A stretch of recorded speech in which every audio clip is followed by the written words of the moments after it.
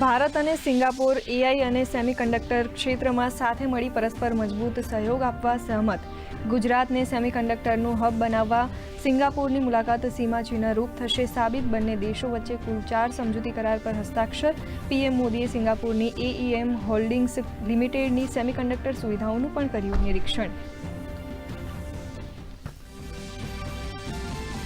ઇકોસિસ્ટમને મજબૂત કરવા છેલ્લા 10 વર્ષમાં ભારત અને સિંગાપોર વચ્ચે પરસ્પર રોકાણ 150 બિલિયનને પાર. બંને વચ્ચે નવા યુગની શરૂઆત હોવાનું જણાવતા પ્રધાનમંત્રી નરેન્દ્ર મોદીએ કહ્યું, સિંગાપોર પ્રથમ એવો દેશ જ્યાં યુપીઆઈ અને ડિજિટલ પેમેન્ટની સુવિધા કરી શરૂ.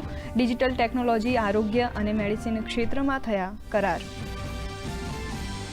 સંગીતના માધ્યમથી શિક્ષણ આપનાર અમરેલીના ચંદ્રેશકુમાર બોરીસાગરને મળશે શ્રેષ્ઠ શિક્ષકનો એવોર્ડ. તો આયુર્વેદિક ઔષધીય બાગ અને સ્માર્ટ ક્લાસ શરૂ કરનારા આણંદના વિનય પટેલની પણ પસંદગી. રાષ્ટ્રીય શિક્ષક દિવસની ઉજવણી અંતર્ગત રાષ્ટ્રપતિ દ્રૌપદી મુર્મુ દેશભરમાંથી પસંદગી પામેલા 82 શિક્ષકોનું રાષ્ટ્રીય પુરસ્કાર આપી કરશે સન્માન. રાજ્યપાલ આચાર્ય દેવવ્રતના હસ્તે રાજ્યના વિશિષ્ટ પ્રતિભાશાળી 28 શિક્ષકોને અપાયા શ્રેષ્ઠ શિક્ષક પારિતોષિક. અમદાવાદના ટાગોર હોલ ખાતે આયોજિત સમારોહમાં મુખ્યમંત્રી ભૂપેન્દ્ર પટેલ અને શિક્ષણ મંત્રી ડોક્ટર કુબેરભાઈ ડિંડોર રહ્યા ઉપસ્થિત.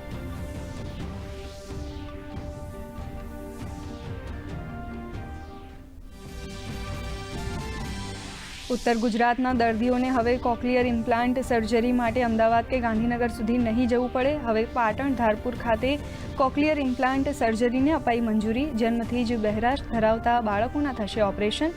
વિદ્યાર્થીઓને મળશે નિઃશુલ્ક સેવા.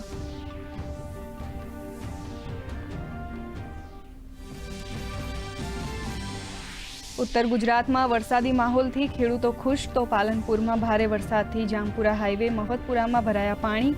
તો અંબાજીમાં ધોધમાર વરસાદથી મુખ્ય માર્ગ થયા જળબંબાકાર.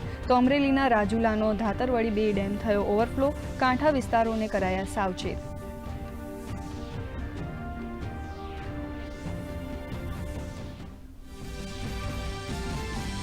હરિયાણા વિધાનસભાની ચૂંટણી રસપ્રદ બનવાના એંધાણ.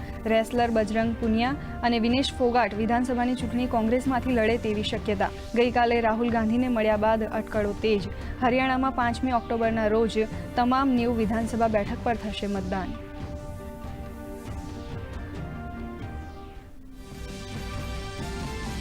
પેરિસ પેરાલિમ્પિકમાં ભારતનું સર્વશ્રેષ્ઠ પ્રદર્શન. 7મા દિવસે ભારતે 2 ગોલ્ડ મેડલ સહિત જીત્યા 4 મેડલ.